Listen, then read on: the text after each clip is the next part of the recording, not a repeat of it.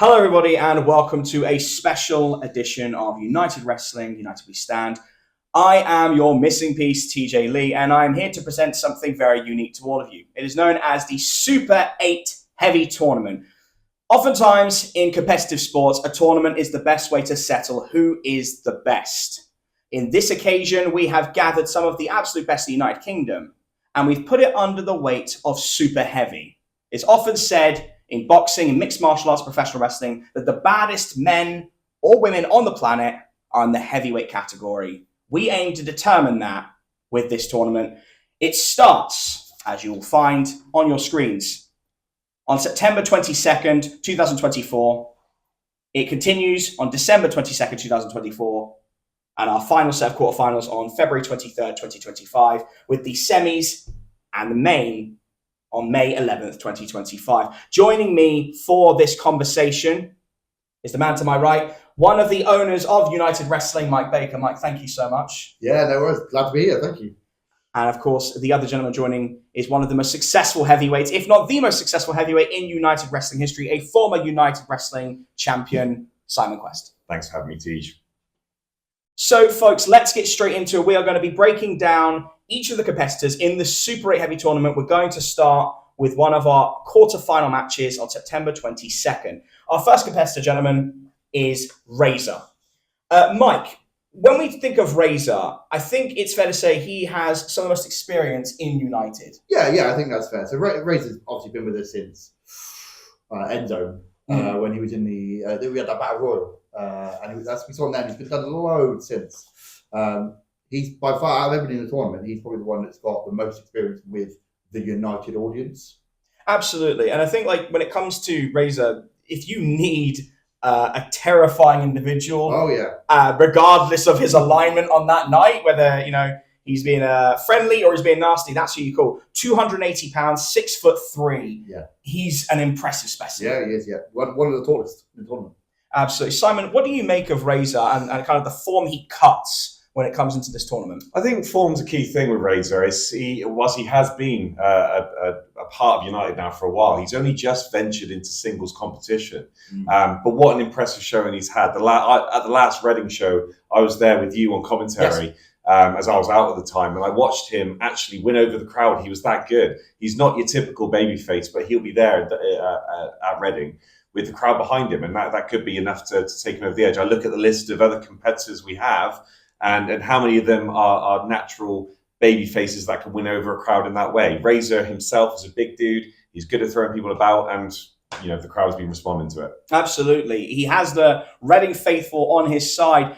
We're going to go through strengths, but I do think it's important in a tournament like this, we go through weaknesses as well. And Mike, I want to start with you here. When we look at a potential weakness that Razor may have, this guy is a specimen. Yep. But do you see anything in his history at United, a 4-2 win-loss record at United, that where you think there might be a weakness? Razor's still coming up, isn't he? He's still learning. So his inexperience could definitely play a factor into it. He has got 2 losses, but he's also got 4 wins.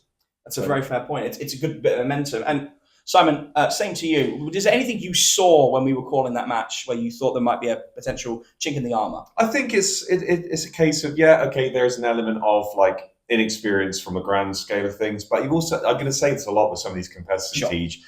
These are big guys that are used to throwing around guys half their size. Yeah. What's great about this tournament, the uniqueness of it, is that they're coming up against people of the same build and the same stature. So what has Razor got that he can unlock those kind of defenses that he's throwing at other people? And that, for me, whether it's a weakness or not, it remains to be seen. But that's what I'm curious to find out. Yeah. That's a very fair point. And let's move on to his opponent in this contest, a man that I have no shame of saying personally vouched for.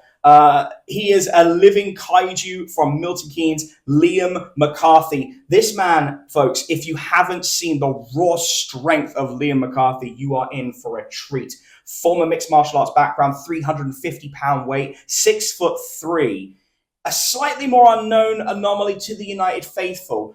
Mike, when I mentioned Liam McCarthy to you and you met him in Wantage, what was sort of the opinion you had of him, just the kind of presence he brought? He's a big dude. Yeah. He's a big dude. He's the heaviest in the competition at 350, which is absolutely ridiculous. And I mean, yeah, he is literally promised to come and destroy everybody. There is no. I think he could win because he is just going to absolutely destroy everybody. He's so big. Yeah, he's one of those people that when the first time I saw him, he was it was either a gorilla press suplex and then on one person, and then he did a German suplex on someone else. He will lift you if you don't want to be lifted. He doesn't care. He is just a terrifying individual to watch perform in that ring. Simon, what is your opinion on someone like Liam McCarthy in this tournament? I think you have to break this guy down by he's just raw power and aggression. He's a scary dude. He's an absolute throwback. I'm thinking he reminds me of George the Animal Steel. He's like a scary B-movie villain. You know, he's literally a living, breathing Godzilla. There's nothing scientific about this guy. He's just a guy that people literally bounce off in the middle of the ring. He also does, and I've seen this in clips, he does a mean standing spine buster, which I can't wait to see if he can get Razor up for it. I'm really looking forward to this. Yeah. Also, I saw him do a massive suicide dive as well. Oh, wow. So Okay. a guy his size coming at you like a torpedo through the roads. Yeah, I mean, seeing someone of that size and that weight just rushing at you, and this is the interesting factor here, guys, is that when we talk about if he can get Razor up, I think he can. I think it's a matter of can Razor reverse that momentum? Can Razor implement his game plan first? Because I don't care who it is in this tournament. If Liam McCarthy makes it through, he's going to lift that person up. He is going to try and impose his will with that raw strength. The biggest question, I think, for someone like Liam McCarthy, cutting the sort of figure he has, this 6'3", 350-pound frame, is what weaknesses does he have, or what do you perceive he has? Simon, I'll throw it to you. Well, I think this is what the tournament's all about, right? The reason we put together individuals like this is because we want to see the proverbial immovable objects against the unstoppable forces. We don't know what these guys' weaknesses are, and we're going to find out. I mean, that Razor himself has a mean lariat. We know that Liam McCarthy has an insanely strong base. What happens in that scenario? Something has to give, and I can't wait to see it. Absolutely. I mean, you've got the lariat versus the standing spine buster. Mike, what about yourself? Yeah, I very much agree with what Simon said. Like, we normally see these guys up against people half their size, and they're throwing them around the ring.